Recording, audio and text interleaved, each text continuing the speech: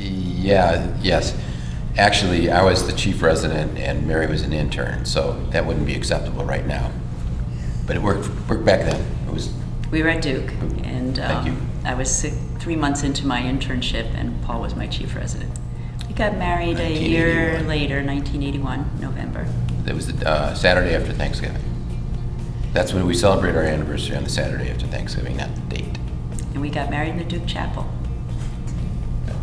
But the best thing about being married my second year is that's the year you do all your intensive care unit rotations, and my husband used to pick me up in the middle of the night, which was wonderful. When I first met her, her career aspiration was to go into partnership with her uncle in private practice in Long Island.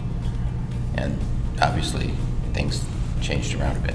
Well, when it's two of you, you can make decisions pretty easily. That being said, our first decision for us was whether Paul was going to stay at Duke and I was going to go to the NIH to do more training, because I realized I really needed to get in a lab where I could get the skills I needed.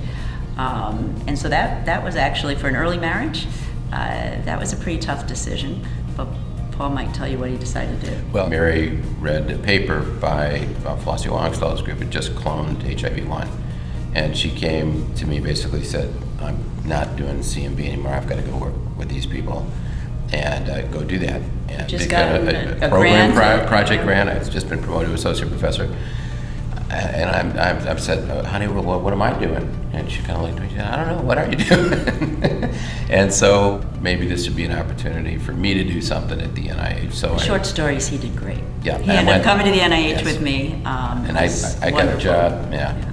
I ended up being a lab chief there. It was actually ended up being fun. We, like many young couples, thought it was going to be really easy to have kids, and we had some very traumatic experiences with our first few pregnancies.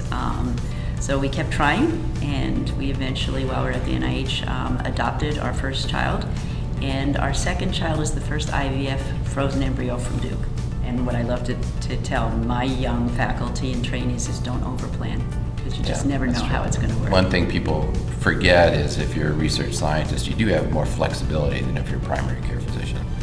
And so we had a lot of flexibility around hours. So our babysitter would bring our kids to work at lunch. They have a picnic lunch and stuff like that. So again, we didn't plan it this way, but it turned out to be a nice. wonderful way to start our family and pursue our careers, but have a lot more flexibility in our time management, which was great.